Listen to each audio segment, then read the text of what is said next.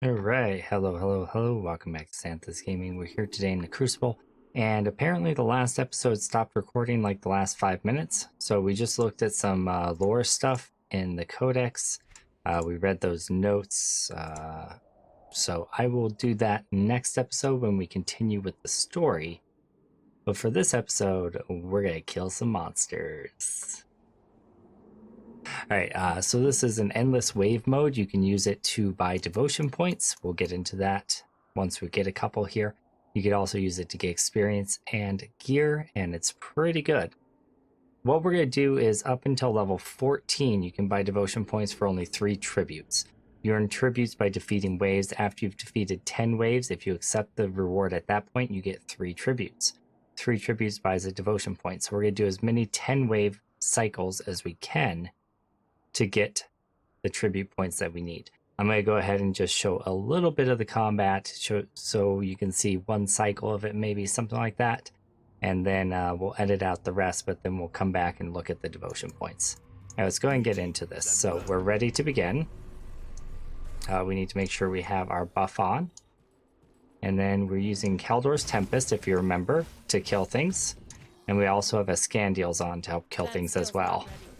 We do have a cooldown on the boom from Kaldor's Tempest. But as you can see, when I'm not hitting them, they're still taking quite a bit of damage that is ticking over time. So, oops, looks like we missed with that one. Let's go and just move down this way, and that looks good. These two, we're not going to get a very good multiplier, I don't think, on this one. So if you look up in the top right-hand side of the screen, you can see a multiplier. That changes our score, and the quicker we do things, the better our multiplier becomes. But if we take too long to kill things, our multiplier disappears and goes back down to 1, which will probably be what happens when we get onto the boss battle on wave 10.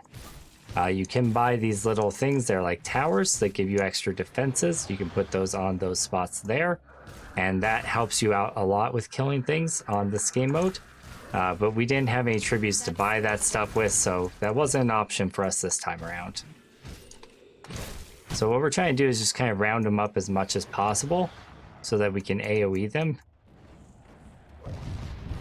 Alright, these guys, if you guys come over here, that would be great. Get them all grouped up and then kill them. Seems to be the way to go right now. You guys should be easily killed as well. That skill's not ready. Okay, that guy should be dead. And finish that one off. Awesome. We got Burning Dead, Cold Ones, Apparitions. Cold Ones are actually a bit of an issue, so we're just going to burst them right away. And then we're going to hit them again with our cooldown right here. Doing a splendid job. Yeah, the Cold Ones freeze you and slow you down quite a bit, and it can actually be a pretty big deal. The Burning guys, these guys are super easy. Not a big deal. It's just the cold guys that end up being rough. So we lost our multiplier there because we didn't quite clear it within the time limit. It's a bit of a bummer. I knew it was going to happen eventually. I thought it was actually going to not happen until we got to the boss round, so it's a bit of a disappointment, but we're doing good overall. Let's go and use a portion so we don't die there. We are on hardcore mode, of course, as we talked about before, so if we die, the death is permanent. There is no corpse run, there is no getting your stuff back. You're done. I believe anything in your stash stays in your stash, but otherwise, it has to be in the shared stash. But otherwise, you're just gonna lose your stuff, basically. You're gonna have a bad time.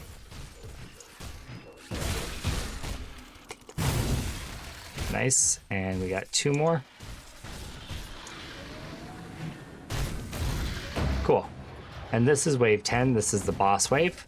So on this wave we have to fight a elite boss monster. I'm gonna try to get the archers to come over here, but it doesn't look like they're wanting to do that, so. This guy could be a little bit of a problem. We don't really have a lot of single target nuke. So he could actually be a problem. I think I'm gonna come over here and take care of all these archers real quick. Because their pings that they're doing on me are not helping the situation any, that's for sure. And we're definitely not keeping the multiplier on this. We'd have to beat in the next 3 seconds. It's pretty close, actually. We just barely lost the multiplier. That's okay, though. We got a level. We are going to get some gear as well here. That'll help us out. So I'm going to collect my reward. There's 2 levels. We can buy a devotion point over here for 3 tributes because we're still only level 10. Once we get up to 14, it costs more devotion points. So this giant thing here with all these constellations, each one of them is like a set that you can get bonuses with. They all follow a certain theme, and a lot of times at the end, you can unlock new abilities from them, and the abilities will most of the time proc off of your other abilities. So for instance, I could, and I will, be taking the Aether Fire, which is the Imp, and what's going to happen is when I do my auto attacks or when I do my Caldor's Tempest, it has a chance to drop a pool of Aether Fire below the enemy's feet.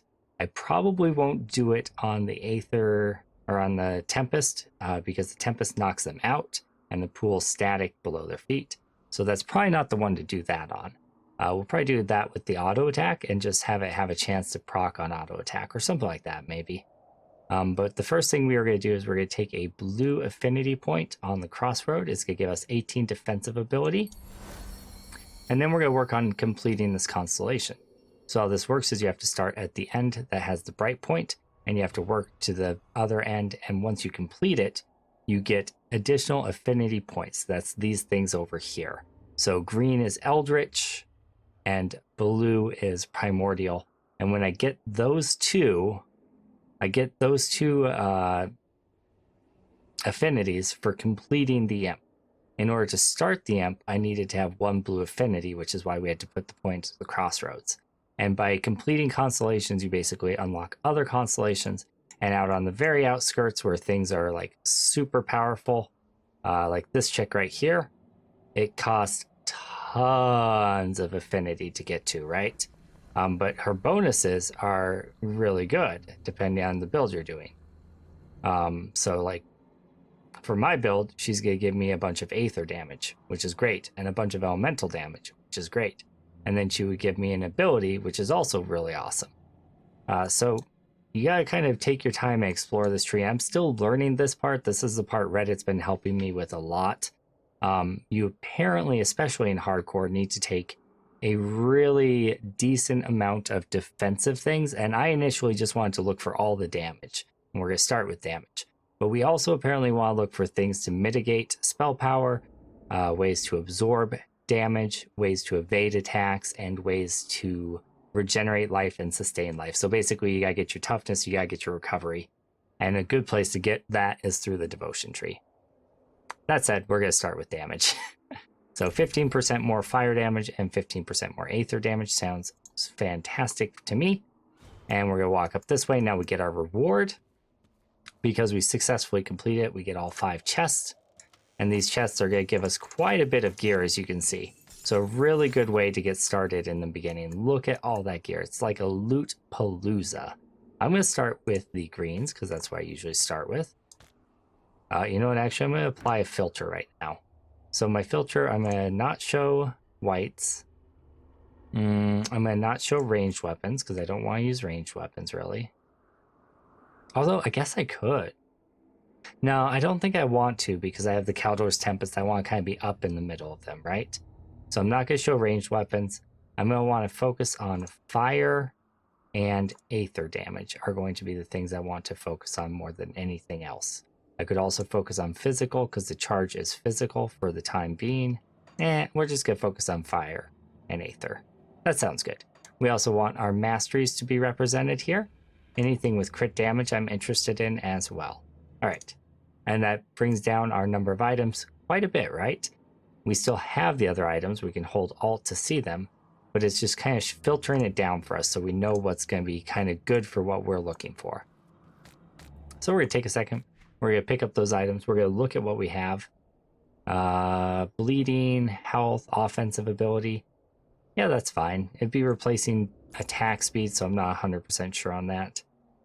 This one has frostburn damage, poison damage, acid damage. This must have been one I picked up before I did the filter, because that's definitely not something we're looking for. But here we go. This has burn damage. This has lightning damage. Actually, since we have the Scandials, we could filter to show cold as well as lightning too. And then if there's a way to show burn and electrocute, I would, but I don't see it here. We'll probably get it whenever we see cold or lightning. So that actually showed us a couple more items, right? So let's have a look at those. This one has frostburn and increased frostburn duration. That's going to be good. We can apply that with our Scandials. So that's something we could wear. Of course, we'd want to prioritize Aether damage if we're able to find any Aether damage. That would be a first priority for us. This one has electrocute damage and a 10% chance when we hit to hit the enemy with a really strong lightning bolt. I think I'm going to use that. That sounds grand. This one has physical damage converted to elemental. That's pretty good.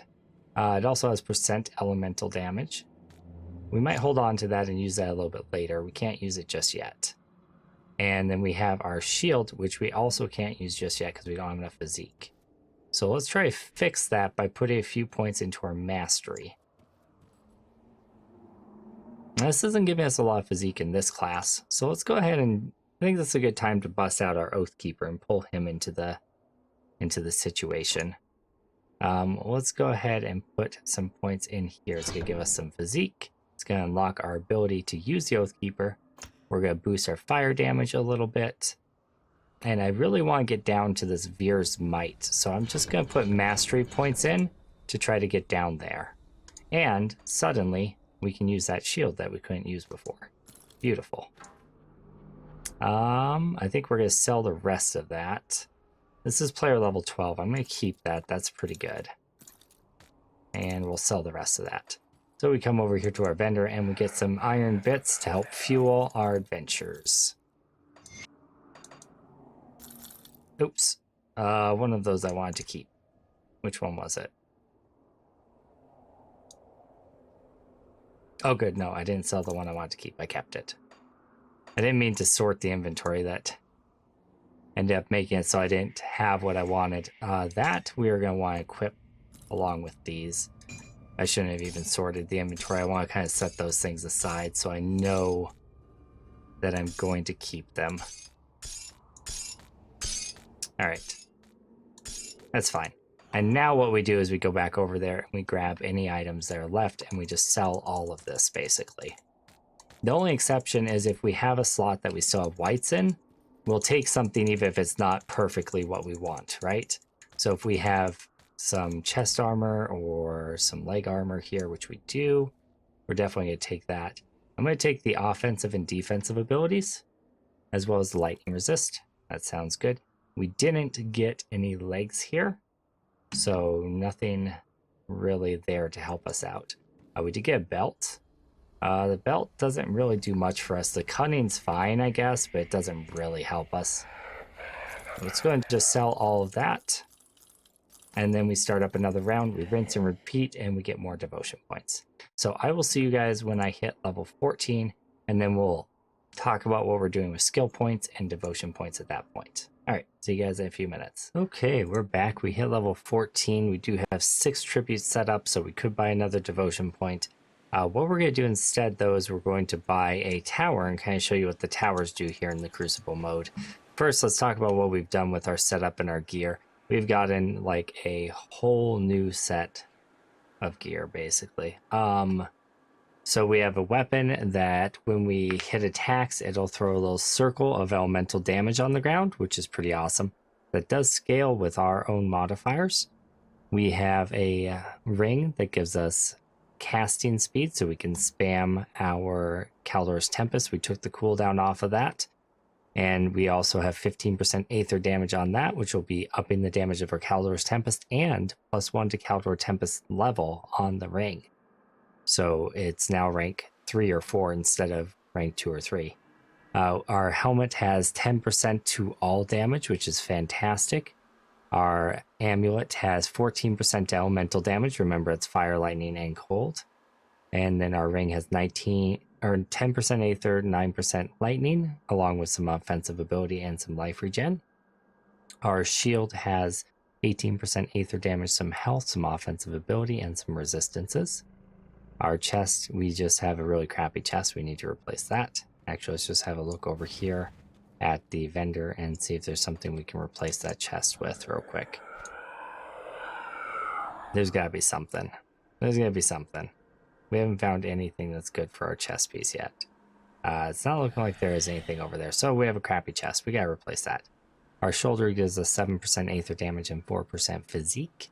Our gloves give us 9% cold, 11% frostburn damage with increased duration, plus extra attack speed.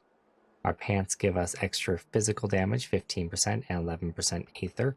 That's actually really important because we're going to be converting our damage that we do into health, as well as increasing the crit damage. And then we also have unlocked the Virus Might Charge, which does 126% of your main hand and offhand damage in the charge. It's really strong if you use a two-hander, or if you use a one-hander, we can spam our Q or right-click a little bit more often. Either way, it seems to be pretty good. Our medal that we got has 7% increase to all damage along with some energy regeneration. So pretty good stuff. We're going to go ahead and buy a lightning tower in the corner over here. Actually, let's put it on the bottom. So this thing will zap enemies as they come in at us. This will actually carry for quite a ways. So we're going to use that to earn more tributes and gain a few levels here. Crucible defenses help us in defending. Let's go ahead and get going. We're actually going to let the tower do a little bit of work here so you guys can see what it does. It just one-shots those guys. Now this is a low wave, and it gets less effective the higher you go, but it does chain through enemies, and it kind of wrecks face, honestly. Now we put it here because I know I have that wave with the cold ones down bottom. We could have put it up top because we know our first boss is top left. If you're anything to go but by, this seemed like a good call. is doomed. So, no big. We're going to take out these overseers up here with a charge. The location of my charge does damage, as well as the pathing doing damage. You may notice a circle around me right now. That's a damage shield that absorbs 5% of damage, but reduces the total damage I do by 1% is the downside to it. Still pretty good, it seems like. I also found out that my shield charge does benefit from my Scandials, which is giving me my extra elemental damage and my percent chance to apply like status modifiers. So our charge will pretty much always apply a status modifier, which is pretty sweet, actually. And it hits with weapon damage twice, so it's twice as likely to proc weapon effects, which is pretty fantastic. We're just going to let that Warlock come on out and get zapped like a bug. There we go. Charge through those guys, spam our Tempest, do a little auto attack on the single target. Beautiful. Wave 9. Next one is the boss wave, so we want to be ready for that. Skill's not ready. Just tried to use the charge before it was ready. The charge is so strong. All right, so the lightning totem should take care of the little guys who are going to bother us here, which is going to be fantastic. So we can just more or less focus on the boss. Again, the charge does a lot of damage, so we want to kind of use that on cooldown. We got our little rune beneath his feet, so he's taking a little extra damage there. Beautiful. And it does look like we have a couple archers who are kind of lagging behind, but If that's your not a big deal. strategy is to fail, We can take them out. You're doing a splendid job. And just in time. So that gives us level 15 and a tribute point, but we're going to keep going, and we're going to try to get some more devotion points. Now I want to show you what I did with the devotion tree. We are all the way through, almost to the end point, so we want to earn at least 5 salvage before we stop this wave. We have 15% extra fire damage and aether damage. We have 15 spirit, 10 defensive ability, 15 physique, 8% aether resistance, 24% fire damage, 24% aether damage, and then when we complete this, we're going to have a chance to spawn an aether pool beneath enemies' feet whenever we hit them. I'm thinking we put that in the charge. That sounds really good. All right, we're going to actually keep going. We're not going to stop. We're going to go on to wave 11, up to 20, hopefully up to 30. See what we can do. When it starts looking sketchy and we start taking a lot of damage, that's when we back off. We do have that belt to help sustain us a little bit more though, and we have that tower to help us kill enemies. You may notice that there is a broken shield above their head after they get zapped with the lightning. I believe that means they have lowered defense whenever they get hit with the lightning bolt, which is pretty awesome, if I do say so myself. Oh, we got stunned mid-charge there. That felt bad. That's okay. We'll be fine.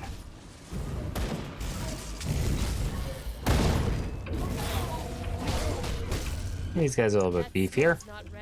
Let's go ahead and drag them over this direction a little. And they're dead. Oh, there is an enemy hiding in there.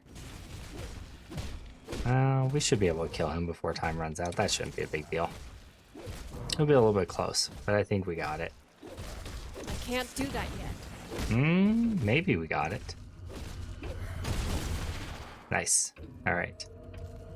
Oh, there's more enemies up here I didn't know about. Feels bad. We still managed to do it, just barely. Okay, those guys will get killed. Oh, let's go ahead and take out those. And then come down around this way. Take out these guys. Beautiful. And last one. Boom. You see the chain lightning tower just doing work for us. Just doing work. We'll let some of the guys from the left come on over to us rather than us go to them.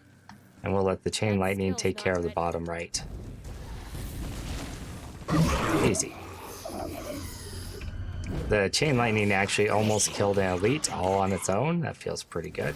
Those astral wraths do quite a bit of damage, or ethereal wraths do quite a bit of damage, so we want to burst those down as quick as we humanly can. And it looks like we have someone who's summoning spells on us. Some sort of elite, probably. We are going to run out of time on one of these waves here. It's getting real close. Probably this wave here, actually, because this is the one with the Ragers, and the Ragers hurt real bad.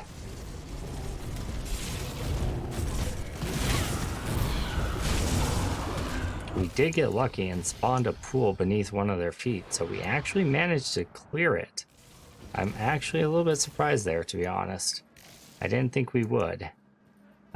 Hopefully this guy, yeah, say hopefully the elite comes up here and gets zapped. And we have another elite here who could get zapped as well. Okay, so that's basically the effect that we're going to do once we have our imp. It's not going to look quite as cool because it doesn't have the circle around it, but the center part, that's what it looks like. It's pretty sweet. All right, take out those guys. We have this elite over here. We have some warlocks coming at us. We want to kind of line of sight them a little bit so that they get zapped. Impressive. Get zapped, bro. All right, so we got an elite top left. We're gonna let him come to us. We're gonna take care of these guys. All right, there is the elite, the named monster that we have to kill. The lightning totem should take care of him for us, more or less. And there we go. We did come a little bit lower on life there. If we complete it now, we'll definitely get a devotion. And we'll get some pretty good gear. The next one might be pushing it a little bit. And remember, we are on hardcore, so if we die, we die. It's kind of iffy here. We're going to put on the extra burn damage from our Caldors. That should be wonderful. Extra fire, extra aether damage too. And we'll reduce the enemy's physical resistance, which will combo well with our charge. Now that said, I would like to put another point into this defensive effect, maybe? Or into Presence of Virtue and get another aura going. That might not be a bad idea. I think I want more healing, honestly. I want more self-sustain. That's what I'm leaning towards. Let's do one more round of 10. This one might be pushing it a little bit. We do have health potions. We don't have mana potions. I'm going to take just a second and buy a couple of those. Let's get up to 20 and 10. That should be sufficient. Drained quite a bit of gold, but I think that's worth it. We'll put our points into physique so we have a little bit more health for this. And here we go. We will not keep the modifier bonuses throughout all of this. I can pretty much guarantee that. But we'll do our best to make sure we survive and we clear it, even if we don't get full bonuses. I would like him to come over this way so he gets zip-zapped. Cool. We did get a bonus there. Or kept our bonus there, I should say. I would love to get just a really nice beefy score for a low level and get like a blue that we can actually use. That'd be great. Not guaranteed to happen by any means, but that would be really sweet if it were to happen. Right, these guys are a pain because they summon minions, so I want to take him out pretty much right away. And we've got a couple more of them over here, so all those little extra guys there were summoned by him. It looks like we have Cthulhu guys up here. Those guys always hurt, so let's take them out. And we got some more stuff over this direction, so let's help with that. We're going to take out these spiders. And there's another spider. Squish him like the bug he is. Lightning doing work over there. We don't need to worry about it. We got some bugs over here we do need to take care of. And we have an elite that we need to worry about there. Let's go and take out those so next zap goes on to him. Yeah, there we go. And now we want to take out her, so I'm doing my Tempest to reduce her physical damage so I can burst her better with my charge and to apply the burn dot. Were my two reasons for that. Charge through those guys, take them out as quick as possible. Kind of kite backwards as I apply this. I do want those archers to come up and get chain zapped. So we're going to stand at the bottom of these stairs. Screw it. They're taking too long. Yeah, we're fine. We're doing good so far. I'm actually surprised we managed to keep the bonus as long as we have. I really didn't think that was going to happen.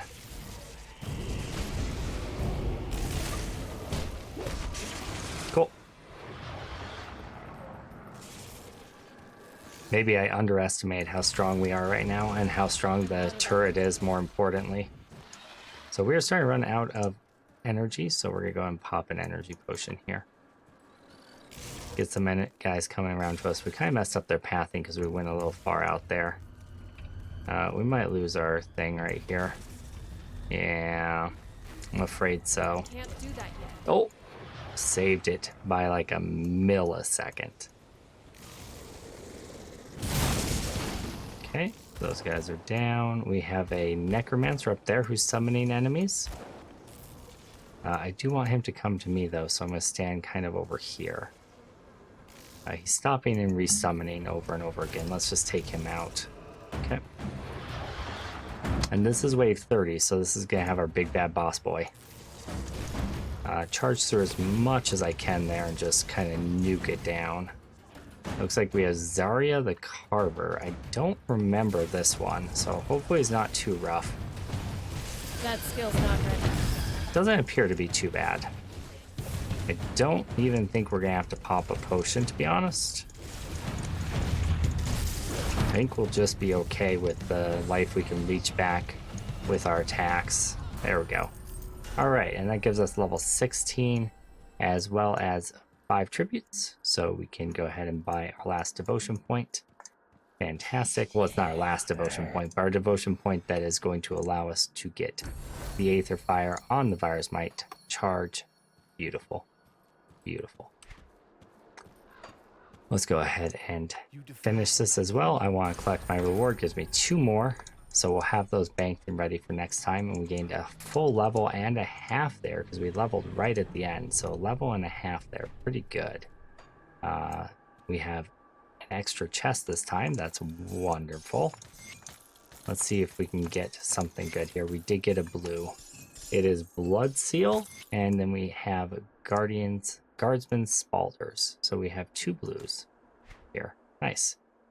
This is giving us bleeding damage. That's not really our cup of tea with this character. Save it for another character, but not really something we need. And then the Guardian Spalders are going to give us quite a bit of defenses. And it says, your stubborn will to live can save you even from the most dire blows. Activates when you drop below 35% health. I will definitely take that, and it's gonna regen a ton of life. So that's basically like, it's not a cheat death, but it's kind of like a circuit breaker is what they call them in this game. So you get low, you're going to die, it activates, it kind of saves you. That's going to combo extremely well with our resilience, which gives us 6% additional defensive ability and increases our healing effects. So it should increase the healing effect of that shoulder as well, which is pretty great. It's going to increase our physical resistance by 6, our maximum resistances by 3%, which is great. So that should be really good, actually, those two things together. Let's see if we have any just general upgrades here. I'm seeing some things that say Aether Fire, so I'm hopeful. This has 11% elemental damage, but we're not going to replace the 10% to all damage. It does have some absorbing of enemy spells, which is kind of nice, but I still think I'll keep what I have there. That all damage is really good.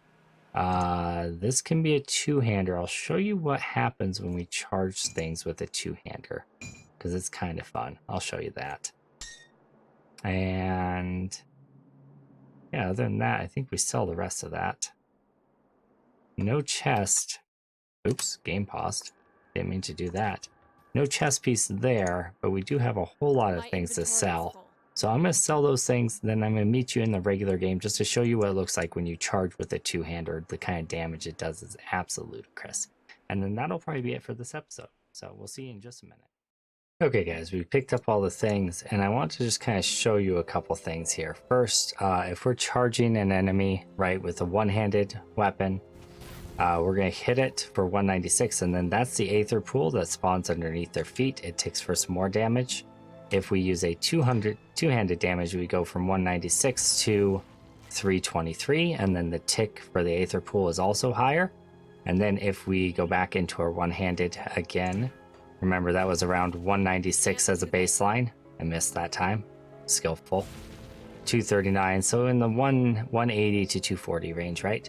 Now if we equip Escandiel's Elemental Exchange, it's going to up our damage. So watch this. Now it's 308 with a one-hander, and it's ticking.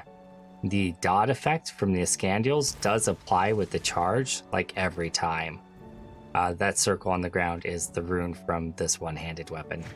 Now if we're going to look at two-hander with Escandiel's Exchange, it hits for almost 400. That's like an extra 100 damage from the Escandiel's Exchange onto our charge. There was a crit for almost 600 with the two-hander. So one-hander about 300, two-hander if we crit about 600. Pretty crazy. Now that said, we spam our Tempest a lot slower with a two-hander, and it doesn't do significantly more damage. It does about 30 or 40 more damage. So what the right answer is, I'm not entirely sure, but we can also gain additional fire scaling if we're using a shield by putting points into safeguard. So we'll probably do that, at least for the time being. It'll also give us some armor. End game, our build is going to be completely different, but for leveling up, this seems to be working pretty well so far. I hope you guys have enjoyed the episode. If you did, make sure you like, favorite, share, subscribe, and I hope to see you guys next time for the next episode. Bye guys.